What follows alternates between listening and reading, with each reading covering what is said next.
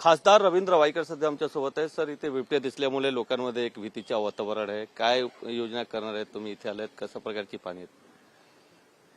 गोरेगावमध्ये ह्या विधानसभेमध्ये गेले महिनाभर अशा पद्धतीने लोकांना बिबट्या दिसतोय. काही ठिकाणी त्यांनी कुत्रे देखील मारून टाकलेले आहेत किंवा मारून नेलेले आहेत. तर त्या पद्धतीने संजय गांधीचे जे फॉरेस्ट डिपार्टमेंट आपलं आहे त्याची सर्व लोक येऊन त्याची पाहणी करतायत आणि प्रोटेक्शन कशा प्रकारे करायचं हे लोकांना सांगतात. परंतु माझा प्रश्न असा आहे की ज्या ठिकाणून बिबट्या येतोय तिथेच आपल्याला त्याला बंदिस्त करणं हे महत्वाचं आहे. प्रत्येक बिल्डिंगला तुम्ही जाळ्या किंवा कुंपण घालत बसलात तर ते जमणार नाही. तो एका बिल्डिंगकडे जाणार नाही, दुसरीकडे जाईल, दुसरीकडनं तिसरीकडे जाईल, तिसरीकडनं चौथीकडे जाईल. तर अशामध्ये तुम्हाला माहिती आहे, पहिलं आरेकड कॉलनीतनं आपल्या आम वस्तीमध्ये घुसला होता, ONGC मध्ये गेला होता, म्हणजे जिथे अनेक बिल्डिंग्स आणि आहेत तिथे येऊच शकत नाही अशा ठिकाणी देखील गेला होता. तर त्याचा येण्याचा मार्ग जो आहे तो रोखणं याच्यावरती उपाय आहे. आणि त्या पद्धतीने उद्या मी संबंधित सचिवांशी बोलेन उद्या सकाळी, आणि याच्यावरती तिथूनच आपल्याला निर्णय घेता येईल की यांचा येण्याचा मार्ग आहे तो बंदिस्त कसा करता येईल. लोकांच्या काय तक्रार आहे? लोक काय सांगतात?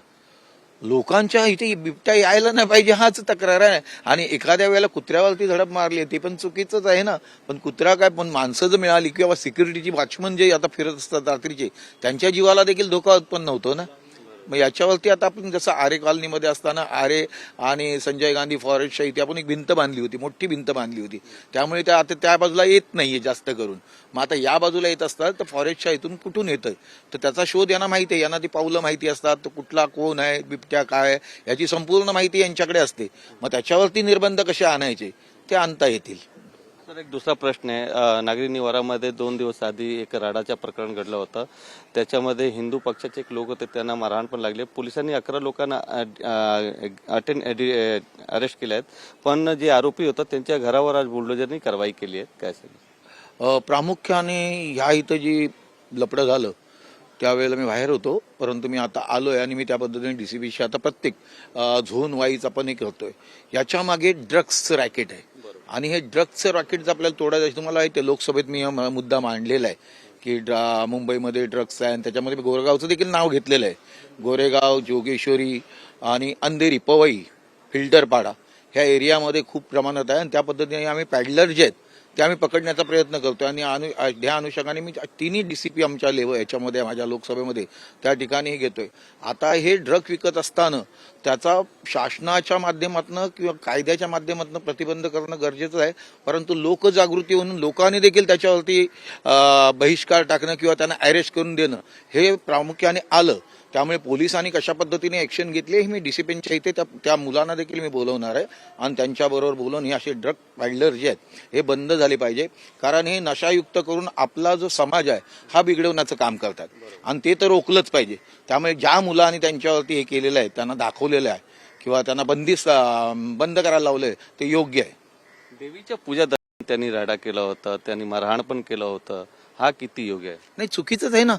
जर जे ड्रग पॅडलर आहे विकतायत ते एक्साइट होतात की त्यांना पकडलं जाते वगैरे तर ते हल्ला करणार, पण त्यांचा बंदोबस्त आपण त्या पद्धतीनेच करूया. पण पोलिसांची चूक समोर आली आहे. लोकांच्या चूक कळली आहे म्हणूनच मी DCPकडे मीटिंग घेतोय.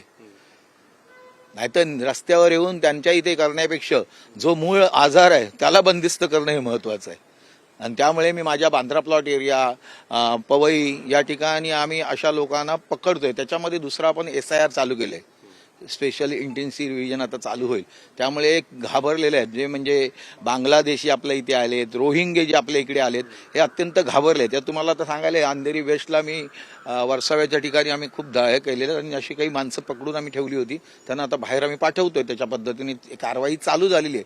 तर ही कारवाई मुंबईमध्ये देखील ती लोक मोठ्या प्रमाणात आहे आणि ते उद्योग कोणते करतात ते असं ड्रग पॅडलरचं.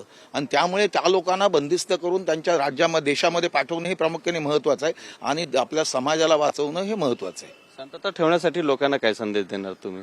शांतता कायद्यानेच आपण त्यांना पकडूया, असं अतिरेक आपण करायला नको. कारण काही ती लोकांकडे हत्यारं देखील असू शकतात आणि कोण जर एकटा दुकटा जर गेला तर त्याला ते वार देखील, आणि इथं देखील त्याच पद्धतीने झाले. पण असे करणारे असतील त्यांना कायद्याच्या दृष्टीने आपल्याला चाप लावणं गरजेचं आहे. व्हिडिओ जर्नलिस्ट प्रेम मात्रेसह गोविंद ठाकूर, TV9 मराठी, मुंबई.